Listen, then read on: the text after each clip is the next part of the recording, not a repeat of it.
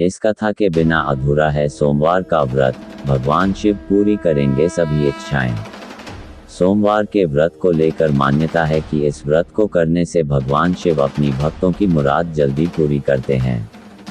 सोमवार का दिन भगवान शिव को समर्पित है, इसलिए इस दिन भगवान शिव की पूजा और व्रत करने का महत्व और ज्यादा बढ़ जाता है। यदि आप सोमवार के व्रत करते हैं तो आपको सोमवार व्रत कथा पढ़ना बेहद जरूरी है, क्योंकि इसके बिना आपका व्रत अधूरा माना जाता है।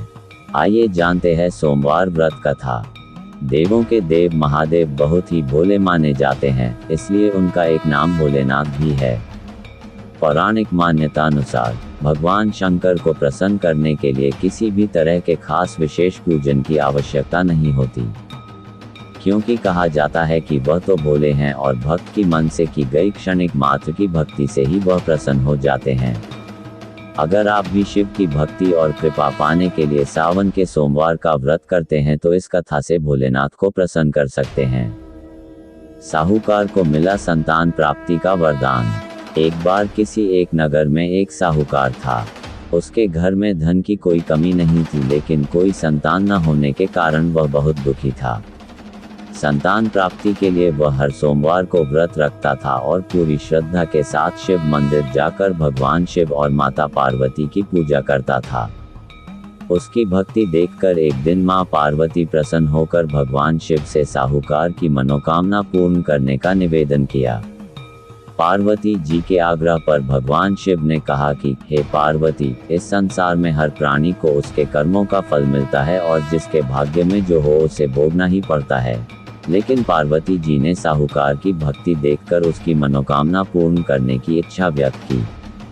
माता पार्वती के आग्रह पर शिव जी ने साहूकार को पुत्र प्राप्ति का वरदान तो दिया, लेकिन उन्होंने बताया कि यह बालक 12 वर्ष तक ही जीवित रहेगा।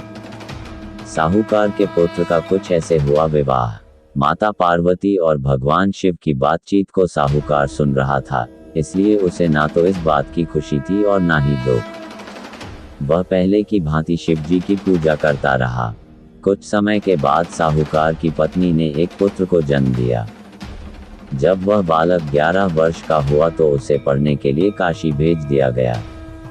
साहूकार ने पुत्र के मामा को बुलाकर उसे बहुत सारा धन देते हुए कहा कि तुम इस बालक को काशी विद्या प्राप्ति के लिए ले जाओ। तुम लोग रास्ते में यज्ञ कराते जाना और ब्राह्मणों को भोजन दक्षिणा देते हुए जाना।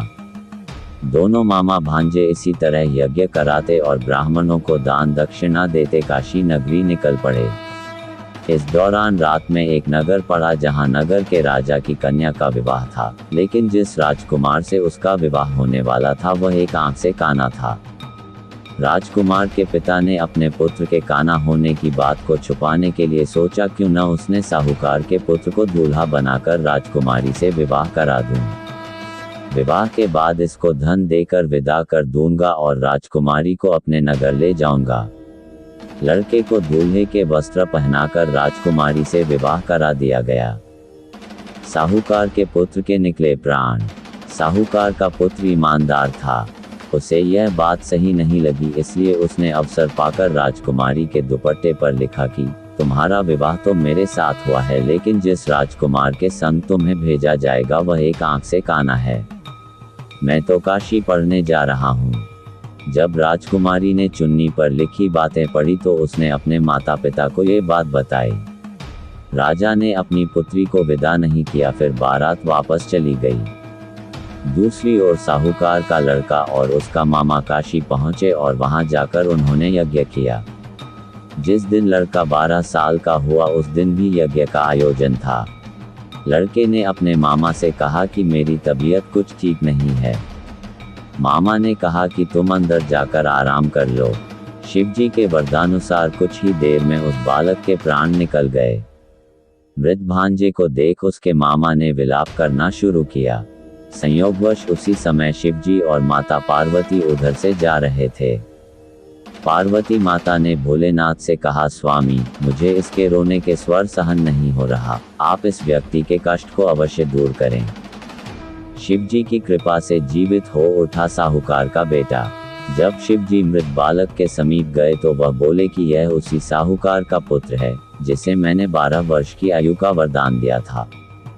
अब इसकी आयु पूरी हो चुकी है, लेकिन मातृ भाव से विभोर माता पार्वती ने कहा कि हे महादेव, आप इस बालक को और आयु देने की कृपा करें, अन्यथा इसके वियोग में इसके माता पिता भी तड़प तड़प कर मर जाएंगे।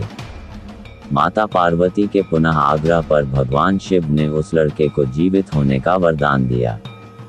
शिव जी की कृपा से वह लड़का जीवित हो गया।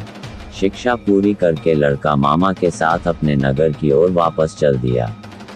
दोनों चलते हुए उसी नगर में पहुंचे जहां उसका विवाह हुआ था। उस नगर में भी उन्होंने यज्ञ का आयोजन किया। उस लड़के के ससुर ने उसे पहचान लिया और महल में ले जाकर उसकी खातिरदारी की और अपनी पुत्री को विदा किया। सबकी मनोकामनाएं होती हैं पूर्ण। इधर साहूकार और उसकी पत्नी भूखे प्यासे रहकर बेटे की प्रतीक्षा कर रहे थे। उन्होंने प्रण कर रखा था कि यदि उन्हें अपने बेटे की मृत्यु का समाचार मिला तो वह भी प्राण त्याग देंगे, परंतु अपने बेटे के जीवित होने का समाचार पाकर वह बेहद प्रसन्न हुए।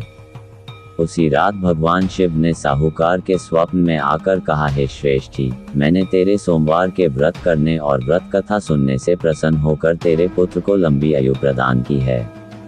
इसी प्रकार जो कोई सोमवार व्रत करता है या कथा सुनता और पढ़ता है, उसके सभी दुख दूर होते हैं और सभी मनोकामनाएं पूर्ण होती हैं।